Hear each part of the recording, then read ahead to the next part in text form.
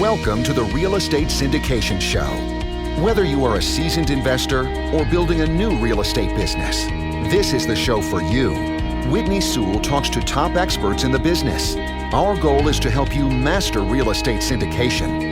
And now your host, Whitney Sewell. This is your daily real estate syndication show. I'm your host, Whitney Sewell. Today is a continuation of yesterday's episode with Jerome. He was providing such great content. I tried to push the show a little more to continue the conversation, but it made the show quite a bit longer, so we decided to split it up, and so you can listen to it on your normal routine. Again, I am grateful that you are here listening today and every day. I wanted to remind you that you can always email us at info@lifebridgecapital.com to provide some feedback. If there's questions you would like us to ask, if there's specific people you would like me to interview, or if you have different suggestions to improve the show, I would love to hear those. There's even a button on the podcast page of the website now where you can provide feedback. We would be so grateful for any feedback. We're always trying to improve the show to provide better content and instruction to you. I would love to hear from you. Thank you again for your support. And I hope your business is growing because of listening to the show. Have a blessed day. Going through 2008, what happened there? You said for 5 years. How do you prepare for a downturn now versus maybe what you did then, or from what you learned from that? Yeah. So problem in 2008 is I didn't prepare for any downturn. I was in denial. Like I think I see a lot of people. I didn't think I'd be ever affected by it, right? I heard it around me and I heard the buzz around me. But in my little world, it seemed like things were just going just fine. I was still scraping dirt and building residential subdivisions. I was scraping dirt and building retail malls. It wasn't until I actually started losing leases on properties that weren't built and finished completion and weren't at finished completion yet that I realized that, oh my God, like, how am I going to get through this? I'm servicing this debt, and I called it trash can money. And when you're servicing six figures in debt every month on big projects, because we were revolving capital, right? We were building. And like anybody that's ambitious that wants to do this, there's a level of leveraging that you have to do. And it just happened that we were over leveraging, right? We had debt going on an $8 million project. We had another $4 million project. Plus we were self-funding a subdivision that was worth at least $3 million at the time. We had that outlay of cash that we weren't getting from a bank, but we were using our own in-house capital. And so what we do now is again, like I was talking earlier about finding market sectors. I pick my head up every once in a while and I say, okay, what's going on around me? I read a lot more now. I pay attention to the unemployment rates. I look and see, one thing I learned is that when unemployment is lower than 4%, that we're on the brisk of a downturn economy. And so if things are going really good everywhere, that there's only one way to go, because you can only stay at the top for so long, right? There's only so long you can stay up here. And so once we get to a point where all the warning signs are on the wall, I start to pivot. So I start to slow down on developments. The way I negotiate land is different. The way I go back in, I do longer. I go in and work on purchasing based on options to buy, not just buying the land, where before I would just buy the land and then I do the infrastructure and the development. Now I go in with an option to buy the land and I start working on the pre-development stuff, which takes about a year or better. And all I have is some earnest money on the table. And if everything falls apart on me, Whitney, I just dust my hand of it and I walk away. Or I just go slow enough on the project where my outlay of capital is getting outlaid really, really slow. And I get ready, like what we're doing now is I have a 40-acre development that we've had for over a year. But I knew something was coming. I didn't know it was COVID, but I knew something was coming. And so I've been dragging my feet. Well, when COVID hit, I went back to the owners of the land and I said, hey, I need another 12 months or you can take your land back. And they said, no, Jerome, we don't want to, please, we'll work with you. We understand that there's circumstances beyond your control. And so I was able to exercise that option for an additional year. And so now we already have approval from the municipalities for our zoning approval, our pre-development plans, our curb and gutters, our hydrology, all that stuff's done. And now at my leisure, I have that land tied up well where I can go in and either close on it and push forward, or I can just take my time. Knowing that it's going to take me 5-6 months to build out the first few homes on that subdivision, I'll just drag my feet a little bit because I don't know what the economy is going to be in 5 or 6 years, Whitney. So I'm willing to be a little more conservative now. I don't need to have that rush in my life. I can afford to be a little bit more conservative, just run my construction company, let revenue come in, and I take on other market sectors like industrial warehouse space, the hotel redevelopment. And so we just position ourselves differently. We just take things on a little more methodically and a little slower to be able to position ourselves where we can profit long-term without the stress and the risk. I love it. No, I'm grateful for you just elaborating on that. And on that same thought process, what do you predict or see happening in the next 6 to 12 months? I know you talked about it a little bit, but just in the real estate market, what's your plans for this year, or what do you see happening? Well, right now it's hard for people to notice it because of the supply and demand issue that we're experiencing, Whitney, due to COVID. What's happening is people are staying in their homes, and there's just not enough supply on the market. And there's these moratoriums that they just got extended over to June. Biden just signed off to extend these foreclosure and these rental moratoriums to June.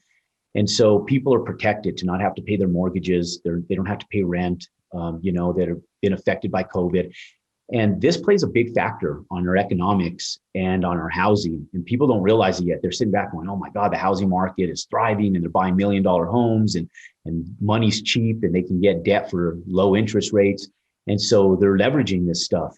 And all I see on the wall is foreclosures, and the reason I see this is because I've seen this before. And so it's just a matter of time. I believe that in about 6 months, we'll really start seeing it. We're already seeing it when I'm talking to buddies that are mortgage brokers or mortgage bankers.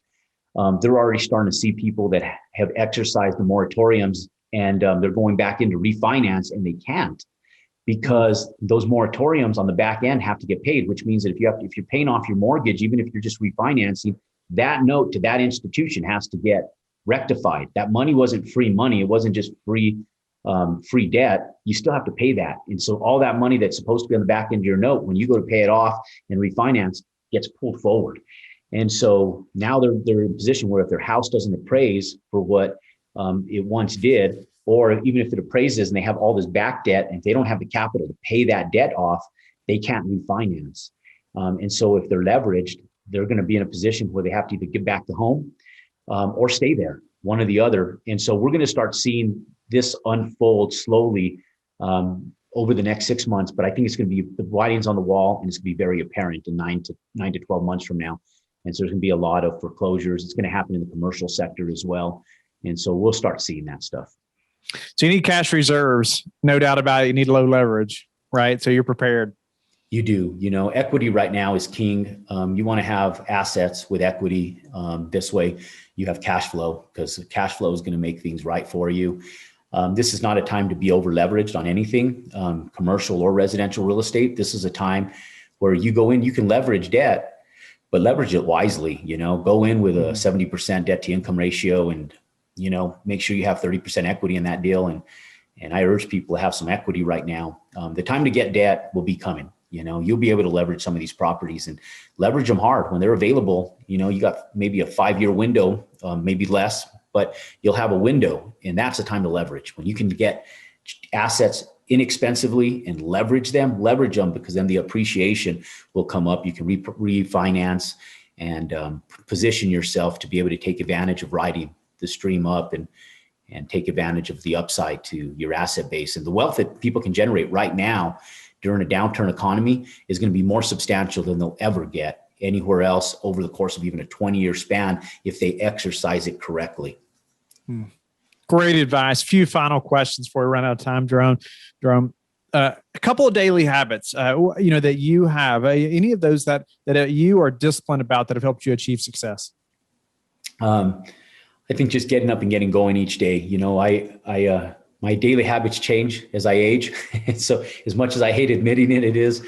But I get up each morning, and in all honesty, I look at my wife and thank God every morning for her, because she's been a great piece of my of keeping me level-headed through everything, and making me recognize when I'm doing things wrong, at least if in the home, And so I thank God for her every morning. And then I just get up each morning and I get going, and I take a moment for myself where I take 20 minutes to stretch, get my body right, my mind right, eat, and then I get my day going. And so my daily rituals and And the things that I do is I prepare myself for success before I go out and battle it. And then each day I remind myself, and this was really important in 2008, Whitney, where I remember sitting back going, okay, this is all out of my control. And I felt very vulnerable. And I said, I'm going to do each day what Jerome can do each day by the grace of God. And then everything else, I just got to put into God's hands and honestly give an honest day of work to everything that I do. And I think most people forget to give that honest day of work. They go in and they function on hope with their fingers crossed,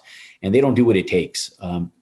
I do what it takes. And I urge people, each day when you wake up, really go out and give your day 100% of you, and God will give you the rest. And so if you're scared, you don't know what direction you're going.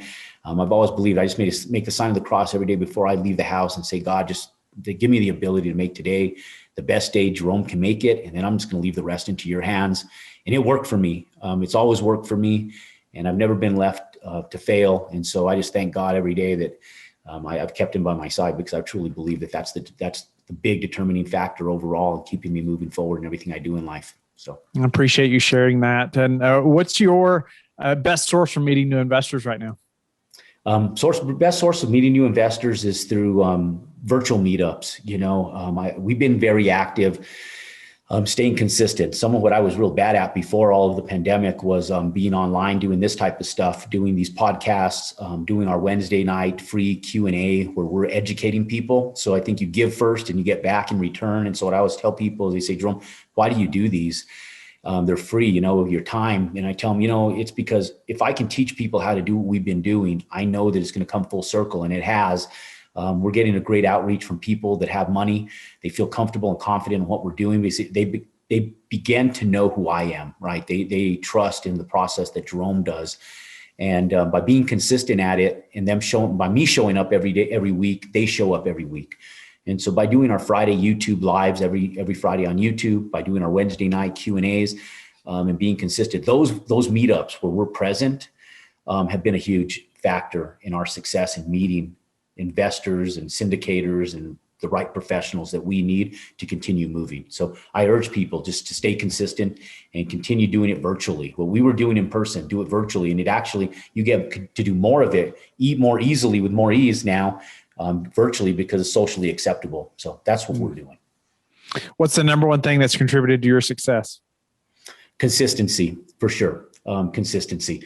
I always tell my kids, in sports and everything you do in life, I tell them, look, people will show up, but the question is, how long will they show up for? And the biggest factor that determines the difference between you beating them or them beating you is who sticks around longer. The person that's going to win is the one that stays the most consistent for the longest duration of time, even if you suck. Because I'm not, by any stream of the imagination, I'm not the smartest person, not the smartest tool in the shed. I've just been the most consistent. I've just showed up more days, and I've just put in more time, and I've been more consistent with what I've done over the long duration of time. And that's the biggest contributor to my success. So you have to show up, but you have to show up consistently for a long duration of time to get from a starting point to where you want to get. And that's the biggest contributor. That's a great answer, and I can completely relate to that. So I love that answer. And how do you like to give back?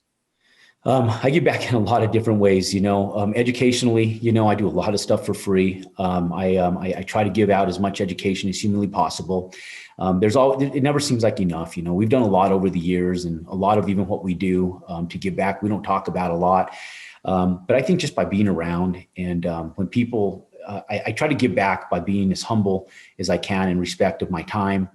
And so for those people that are just getting started, if they respect my time, and what I mean by that is that they're really trying ambitiously to do something, I give back by trying to give my time to young professionals, or even not even young professionals, aspiring professionals that are even older, veterans coming out of retirement from the military, whatever it is. Just by giving back some of our time to try to get them from a place where they want to go to a place where they can actually make something viable. We do a lot of that. Plus, we do a lot of other stuff. I love kids. My kids are the world to me. So anything I can do for kids and the next generation, my wife and I try to give back in a lot of areas in that regards as well. So. Jerome, pleasure to have you on the show. You've just added a ton of value to the listeners and myself today, without a doubt, in so many areas of real estate. I mean, that you've been through, whether it's different asset classes, your thoughts on the process of renovations and warehouses and hotel conversions, to even just the level of debt, that we should be thinking through. So we're prepared for a downturn, which you have been through and learned so much from. So I just thank you again for your time, your transparency, and just being willing to share those things so we can all learn from your experience. How can the listeners get in touch with you and learn more about you? Yeah, thanks for asking, Whitney. So my same profile picture is everywhere. You go into YouTube and you use Google search Jerome Maldonado. I usually pop up. On Instagram, it's Jerome Maldonado and the number 1 behind the name. And then everywhere else is just Jerome Maldonado, on Facebook, on LinkedIn, on Twitter, on and on YouTube. And our big push has been on YouTube. We have a lot of valuable content on there that we had been positioning in different areas, in different sectors of social media. And we've really found a direction, and YouTube has been that direction. And so subscribe to our YouTube channel. If you guys like content that we're talking about, Whitney and I today, we have tons of it always coming out. And so go in, give us a big fat thumbs up, subscribe to our YouTube channel, and follow us. Every Friday, we do Real Talk on Real Estate, and we have a new topic every single Friday. And so, love to be able to share and give back to you guys. It's a free live every single week, and lots of great content. So thank you for listening to the Real Estate Syndication Show, brought to you by LifeBridge Capital. LifeBridge Capital works with investors nationwide to invest in real estate, while also donating 50% of its profits to assist parents who are committing to adoption. LifeBridge Capital, making a difference, one investor and one child at a time. Connect online at www.lifebridgecapital.com for free material and videos to further your success.